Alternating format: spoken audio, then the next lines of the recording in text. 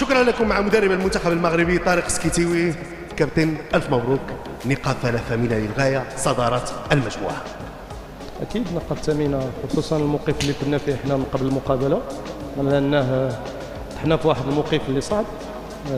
علينا كان اننا ننتصروا، علينا اننا ما نهزموش، وفي مقابله اللي طيحتنا ضد واحد المنتخب اللي قوي، منتخب يكفي نقول عليه بانه مؤهل لكاس العالم، هذا يكفي.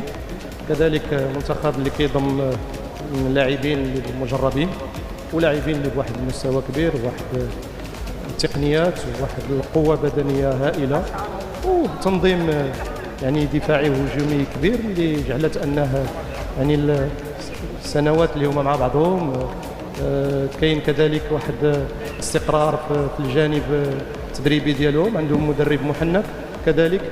فما كانش الامور بالنسبه لنا سهله. حنا كتعرفوا فريق يلاه كيبداو يلعبوا بعضياتهم، كاين اللاعبين اللي في المقابله الاولى اول مقابله ديالهم لعبوا بعضياتهم، المقابله الثانيه كان ذاك الطرد اللي صعب لنا الامور. مي كانت بالنسبه لنا يعني نجهزوا لهذه المقابله بواحد العزيمه كبيره، بواحد الاصرار كبير، بواحد الثقه كبيره، وكذلك اننا نستمتعوا بالمقابله.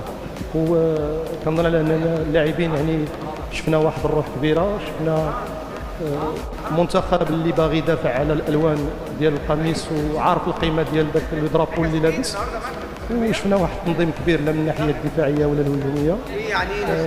كنشكر هاد اللاعبين بالاحرى هاد الرجال على هذه المقابله اللي عملوا، وسعيد 3 نقاط بكل صراحه. كابتن، انتهى الان الدور الاول، كيف تقيم اداء المنتخب المغربي بالمجمل، وهل انت راضي على الاداء؟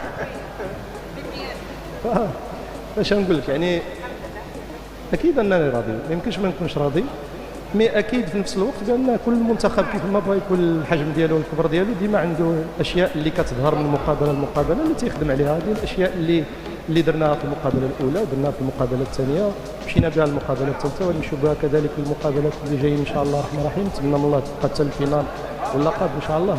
مي اللي اكيد هو ان كذلك ناخذوا بعين الاعتبار يعني الا كان شي فريق مثلا كيكون في شي يوم من الايام اقل يعني في الطريقه ديال التعامل ديالو داخل ارض الملعب، فخص التقييم يكون تقييم واقعي. فيعني المقابله الاولى حنا لعبنا من قوسين بلاعبين كثار اللي جاوا متاخرين، جاوا لاعبين كثار ومشكورين على المجهودات ديالهم اللي كيعملوا، لان جاوا من المقابلات ديال الشامبيونز ليغ عندهم عياء كبير. مره واحده اخرى كيلعب في زامبيا، كاين اللي يلعب في تنزانيا وجاوا، واضطرينا نلعبوا ندخلوا راسنا وحنا من قوسين. اكثر من هذا الشيء اللاعبين اللي تعقبوا لينا راه ما جايينش بالقوه ديالنا الكبيره. مليوي ما قدرناش نجيبوه معنا، مهري ما قدرناش نجيبوه معنا، بن شرقي التبليسه معنا حتى وصلنا لهنا، الهنوري التبليسه حتى وصلنا لهنا، اليوم كان منقوص معنا كذلك اللاعب ازارو. يعني في ظرف هذه الامور هذه اللاعب الحمد لله اللي كذلك خذا طرد. يعني المقابله الثانيه كذلك كانت ظروف خاصه، وهذه المقابله كنظن على ان الحمد لله بقينا تايقين في النظره ديالنا، بقينا تايقين في اللاعبين ديالنا، صرينا على اساس اننا نخرجوا منتصرين من هذه المقابله، والا ما قدرناش ننتصروا ما نهزموش. فمره اخرى مشكورين اللاعبين على القلب ديالهم والروح ديالهم، وكنشكر الجمهور الكريم اللي بكل صراحه عطانا واحد الدفعه قويه، واللي نقول لك عندنا اجمل جمهور في العالم. شكرا كابتن. ماذا يمكن أن تقول عن هذه المباراه وما هو قادم؟ نقول على اننا لعبنا ضد واحد منتخب قوي، منتخب مؤهل لكأس العالم، منتخب كيضم عناصر كبيرة، عنده مدرب مجرب. أننا المقابلة ما كانت سهلة. حنا يمكن من الخاصيات ديالنا أننا كنتعاملوا مع الخصوم، أو خليني نقول لك المنافسين تعبير أفضل بكل تواضع، ما كنعطيوش الحجم أكثر من القياس للخصم بغض النظر على المكان منين كاين هو، او على الكره اللي عنده، وما كنستغجروش به.